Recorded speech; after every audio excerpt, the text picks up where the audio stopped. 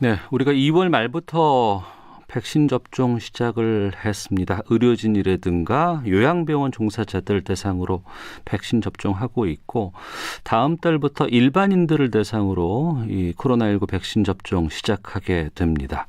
상반기 안에 1,200만 명에 대한 1차 접종을 마친다는 계획인데요. 그런데 최근 유럽의 일부 국가들에서 특히 아스트라제네카 백신 접종을 일시적으로 중단했다는 뉴스들 계속 쏟아지고 있습니다. 좀 불안하신 분들 계실 것 같은데요. 전문가 연결해서 최근 상황 좀 짚어보겠습니다. 국제백신연구소 이철우 책임연구원 전화로 연결되어 있습니다. 안녕하십니까? 네, 안녕하세요. 예, 우리가 2월 말부터 백신 접종 시작했고 지금 보니까 한 60만 명 정도 접종 완료했습니다. 1차고요. 접종률은 1.16%라고 하던데 지금 상황은 뭐 순조롭게 되고 있다고 봐야 되나요? 어떻습니까? 네, 맞습니다. 전체 인구로 봤을 때는 다소 낮은 접종률이겠지만 저희가 이제 목표로 하고 있던 인구수 대비로 하자면은 네. 80% 가까이 지금 진행되고 있는 상황입니다. 특히 요양병원이나 요양시설 이렇게 좀 코로나19의 고위험 집단에서 이제 80% 이상이 1차 접종을 완료하였고 그래서 그런 부분에서 상당히 긍정적으로 평가하고 있습니다. 1차 대응 요원 또는 코로나19 치료 병원에서도 이제 접종이 시작되고 있기 때문에 좀 빠른 시일 내에 이분들의 접종률도 상당히 올라갈 것으로 이제 예상하고 있습니다. 네. 이 아스트라제네카 백신하고 화이자 백신 모두가 다 2번 접종해야 되는데 지금 2번째 맞은 분들은 아직 안 계신 거죠? 네, 아직 나오진 않았습니다. 아, 그렇군요. 예상하고 있습니다. 예. 근데 백신 접종 맞으신 분들이 여러 게시판 같은 데다가 경험담을 올려주시는데 좀 아프다더라 아니면은 열이 난다더라 이런 얘기들 좀 나오고 있습니다. 이상 반응 나오면은 신고하도록 되어 있고 지금까지 한 8,700여 건이 신고가 됐습니다. 그리고 중증 반응도 좀 있다고는 하는데 이게 다른 독감 백신이라든가 기타 여러 질병의 백신 사례와 비교해 본다 그러면 이 수치가 어떤 의미인 거예요? 일단 지금까지 보고된 이상 반응 건수로 놓고 보자면 이제 99%는 대부분 경증의 이상 반응이었습니다. 물론 아나필락시스와 같은 어떤 중증의 알레르기과 같은 의심되는 이제 이상 반응들도 보고가 되었고 이제 그런 건수들도 놓고 보자면 사실은 기존 백신보다 현재 높게 보고는 되고 있으나 현재 이게 의심 사례이기 때문에 네. 현재 조사 중에 있습니다. 그래서 정확하게 아직 이게 아나필락시스다. 아니다라고 이제 조사 중에 있기 때문에 이제 그런 부분에 있어서 조금 이제 이 신고율만 놓고 실제 이 발생이 높은지에 대해서 평가하기에는 조금 어렵습니다. 왜냐하면 아무래도 백신 이상 반응의 기존의 백신의 이상 반응의 어떤 인지율과 코로나 백신에 관련해서는 워낙에 인지율도 높고 신고율도 높기 때문에 네. 그런 부분을 감안해서 이제 봐야 된다고 생각하고 제 생각에는 기존의 백신 독감 아니면 다른 백신에 있어서 이상 반응들과 크게 이상 반응의 차이는 나타나고 있지는 않다고 생각합니다. 예. 특히 보면 4, 50대는 이 이상 반응이 덜 나오는데 젊은 층에서 불편감 호소하는 비율이 높다라고 지금 얘기 나오고 있거든요. 이거는 좀 이게 신빙성이 있는 이야기입니까?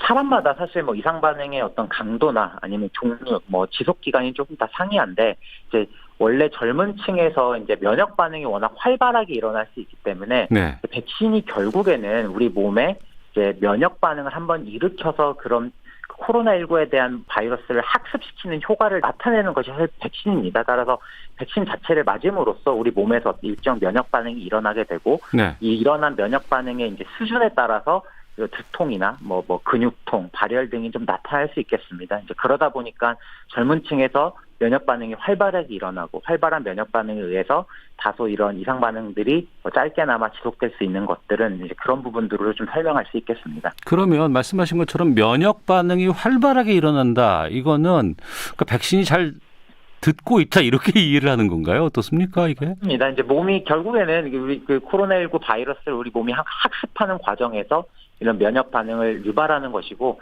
잘 유발될수록 우리가 항체라든지 이런 부분들이 잘 형성되어서 향후 코로나19를 예방할 수 있는 그런 항체를 형성하는 데 이제 도움이 된다는 뜻입니다. 아, 그렇군요.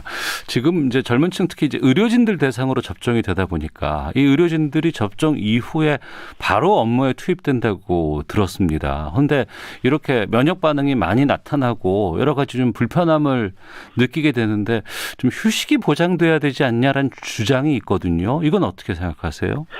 저도 뭐 접종 당일부터 뭐 최대 2일에서 3일까지 이런 반응들이 일어날 수 있기 때문에 네. 만약 이렇게 증상이 나타난다면 그분들을 한해서 충분한 휴식이 보장돼야 된다는 부분에 대해서는 굉장히 동의합니다. 또한 뭐 의료진들뿐만 아니라 다른 분들께서 접종 후에도 뭐 필요하다면 뭐 해열 진통제를 복용한다든지 충분한 수분 섭취 이런 휴식 등은 굉장히 예방 접종을 독려하는 데도 굉장히 중요할 것으로 생각됩니다. 네. 그러면은 그 면역 반응이 나타나고 이것이 안정될 때까지 한 2, 3일 정도는 시간이 필요하다고 이해를 해야 되겠네요. 뭐 사람마다 다르겠지만 그 정도 충분히 휴식이 있다면은 긍정적으로 효과가 나타날 것 같습니다. 네. 그리고 우리가 지난번 독감 백신 맞을 때 이제 독감 백신 맞고 난 이후에 사망한 사람들 막 카운트하고 막 이렇게 언론에서 보도된 적이 있었어요. 그때 이것 때문에 상당히 좀 불안감도 많이 야기한 적도 있는데 이번에도 지금 접종 후 사망 신고 사례 같은 것들 많이 지금 보도가 되고 있습니다. 인과관계가 아직 밝혀지지는 않았다고 하는데, 그러니까 백신 때문에 사망한 거로 확인된 건 아직 없다고 하는데 이 사망 관련된 여러 가지 보도들은 어떻게 보고 계십니까? 현재까지 이제 조사된 바에 의하면 결국 예방 접종이 직접적으로 사망과의 인과성은 이제 있는 것으로 나타나진 않았고, 또한 역시 인과성은 언제 없다고 생각합니다. 사실 사망의 원인을 조사하는 데 있어서 굉장히 좀 현실적인 어려움들이 많습니다. 정확하게 어떤 이유 때문에 사망했다라는 것이 교통사고가 아닌 이상은 굉장히 조사하기가 어렵다 보니까 하지만 이 현 상황을 고려해서 좀 빠르게 사망에 대한 조사 그리고 뭐 부검이 필요하다면 부검을 하면서까지도 현재 지금 사망에 대한 아주 근본적인 원인을 찾고자 하는 많은 노력들이 있습니다. 결국에는 이런 노력들을 바탕으로 이런 조사 끝에 접종과 사망과 인과성이 없다고 이제 발표가 있었기 때문에 그런 부분에서는 이제 믿고 그런 부분을 좀 이해해 주시고 긍정적으로 좀 수긍해 주셨으면 좋겠습니다. 예, 우리뿐만 아니고 전 세계에서 지금 백신 접종이 지금 이루어지고 있는데 수치가 매번 바뀝니다만 3억 명 정도 맞았다고 들었습니다. 거기에서 사망과 백신 접종과의 인과관계가 나타난 건 아직 없다면서요? 네, 아직 전 세계적으로도 백신과 사망의 인과성이 증명된 사례는 단 한 건도 아직까지는 없었습니다. 알겠습니다. 어제 보건당국이 백신 접종 2분기 계획 발표를 했습니다. 75세 이상 고령층도 접종할 수 있고 또 문재인 대통령도 접종 받는다고 들었습니다. 아스트라제네카 공개 접종하겠다고 보도가 나오던데 지금 백신 수급 같은 거는 어떻게 좀 진행되고 있다고 보세요? 2분기까지 백신 수급에 맞춰서 결국에는 이런 예방접종 계획을 수립하였을 것이기 때문에 수급에 있어서는 화이자 그리고 이제 보다 많은 물량의 아스트라제네카 물량이 들어올 것으로 생각이 되고 그래서 수급만 예정대로 된다면은 백신 접종 계획대로 진행하는 데 있어서는 크게 문제는 없을 것으로 생각됩니다. 네, 다양한 회사의 백신이 나와 있는데 왜 우리는 아스트라제네카가 그렇게 많이 접종합니까? 이것만? 결국에는 다양한 회사들의 백신 우리 국내 도입 시기가 좀씩 다 상이한데 상대적으로 이제 아스트라제네카 백신인 경우에는 이제 국내 SK 바이오사이언스에서 위탁 생산을 맡고 있기 때문에 보다 좀 더 정확하게 그 시기와 그리고 물량 이런 부분에 대해서 아마 다른 회사의 제품보다는 좀 더 면밀하게 좀 따져가면서 받을 수 있고 이런 부분에 좀 있어서 장점이 있을 것으로 생각됩니다. 네, 우리가 사회적 거리두기 잘 지켜가면서 이 위기를 좀 극복해 보자 했었는데 이것만 갖고는 안 되는 것 같고 이제는 백신을 맞아야지만 일상으로의 회복이 가능하다 이런 얘기들 많이 하거든요. 지금 외국 사례 보면은 이스라엘이 가장 많이 맞고 있다고 들었습니다. 거기서 그 백신 접종 이후에 이 코로나 상황은 어떻게 지금 나오고 있어요? 이스라엘 같은 경우 이제 가장 예방 접종률에 있어서 이제 선두를 달리고 있는데 현재 인구의 약 한 50% 이상이 이제 접종을 마쳤습니다. 네. 2월부터 약간 실제 접종률이 한 30-40% 되고 있던 2월부터 이제 그 확진자의 감소세가 좀 나타나기 시작했는데 이게 이제 백신 외에도 사회적 거리두기라든지 계절적인 요인 이런 것들이 있기 때문에 전부 다 백신 때문에 이게 감소했다라고 단정짓기는 어렵지만 네. 확실한 것은 예방접종에 있어서 긍정적인 효과들이 이스라엘에서 나타나고 있고 무엇보다도 무증상 코로나 감염이나 아니면 중증의 코로나 이런 예방에도 매우 효과적인 데이터들이 이스라엘에서 나오고 있다는 점은 분명 예방접종이 코로나19를 이겨내는 데 있어서 꼭 필요한 수단이다라는 점은 점점 더 증명되고 있습니다. 네. 우리가 그동안 불안했던 거는 3차 임상을 다 백신들이 완벽하게 마친 것은 아니고 긴급하게 사용 승인을 나면서 지금 백신을 맞고 있는 상황 아니겠습니까? 근데 그럼에도 불구하고 지금 이 정도의 이스라엘의 효과라든가 이런 걸 본다 그러면 백신을 맞는 게 이 코로나19 상황을 극복하는 데 가장 좋은 길인 건 맞는 거죠? 네, 맞습니다. 굉장히 임상시험 이상의 이 사회적 예방 효과도 나타나고 있기 때문에 분명 예방 접종에 있어서의 이제 효능과 이제 효과에 대해서는 의심할 여지가 없다고 생각합니다. 그러면은 지금 계속 이런 상황이라 그러면은 우리가 언제쯤 마스크 벗고 살 수 있습니까? 예방 접종률과 이제 국내에서의 예방 접종률 그리고 국내에서의 확진자 추이를 좀 살펴볼 필요는 있겠습니다. 아무리 백신이 효과적이다 하더라도 접종을 받았다 하더라도 이제 코로나19의 감염의 가능성이 아예 0으로 가는 것은 아닙니다. 하지만 앞서 이런 희망적인 결과들 그리고 전파 차단에도 효과적일 수 있다라는 이런 결과들이 계속 쌓이고 있는 만큼 네. 제 생각에는 국내에서도 어떤 일정 접종률 수준을 달성하고 우리가 사회적으로도 코로나19가 더 이상 그렇게 무서운 그리고 부담되는 질병이 아니라고 판단되는 시점이 아마 우리가 예전에 그런 일상으로 회복하는 시기가 아닐까 생각하고 있습니다. 네. 그러면 이번에는 좀 이 아스트라제네카 백신과 관련해서 좀 질문 드려볼게요. 지금 일부 유럽 국가들에서 이 아스트라제네카 백신을 중단하고 있다. 이런 보도들 계속 나오고 있고 특히 한 곳에서는 나라별로 중단을 한다더라. 아니다. 그건 아니고 제조 과정에서 어떤 번호가 있는 부여된 일부만 지금 중단하고 있다. 이런 여러 가지 보도들 나오고 있는데 이게 지금 어떤 상황인지를 좀 정리를 좀 해주세요. 이제 백신이 생산되는 과정에서 일정의 동일한 과정을 이제 겪은 품목 번호를 이제 부여하게 되어 있습니다. 그래서 한 품목당 적게는 수만 도주에서 많게는 수십만 도주가 이렇게 수백만 도주까지도 이렇게 한 품목 번호를 받게 되는데, 네. 이 특정 국가에서는 이 한 품목에 대해서 이제 아스트라제네카 한 품목 번호를 가진 백신만 접종을 중단한 국가들도 있고, 아예 아스트라제네카 백신 전체 자체를 네. 접종을 중단한 소수의 국가도 있습니다. 하지만 현재까지 세계보건기구나 아니면 이제 유럽의 식약처와 같은 EMA에서도 이 아스트라제네카 백신과 어떤 특정 부작용, 현재 문제가 되고 있던 혈전 색전증과 같은 부작용과의 인과성을 네. 증명하거나 아니면은 인과성이 있다고 발표한 국가는 단 한 국가도 없었고, 설령 접종을 중단한 국가들도 이런 인과성을 인정해서 중단한 것이 아니라, 네. 어떻게 보면 예방적인 차원에서 그냥 그 국가의 선택으로 일단은 접종을 중단한 것이기 때문에 너무 어떤 국가에서 이런 것들을 했다는 것이 꼭 마치 그 모든 인과성이 증명됐고 이렇게 위험한 백신이라는 뜻은 결코 아니라는 점을 좀 제가 강조하고 싶습니다. 하지만 뉴스 이렇게 보면 그쪽 나라에서는 중단한다고 하는데 우리도 더구나 우리는 아스트라제네카 백신을 가장 많이 맞고 있는 나라이기 때문에 이거 우리도 좀 고려해봐야 되는 거 아니냐라는 생각할 수 있거든요.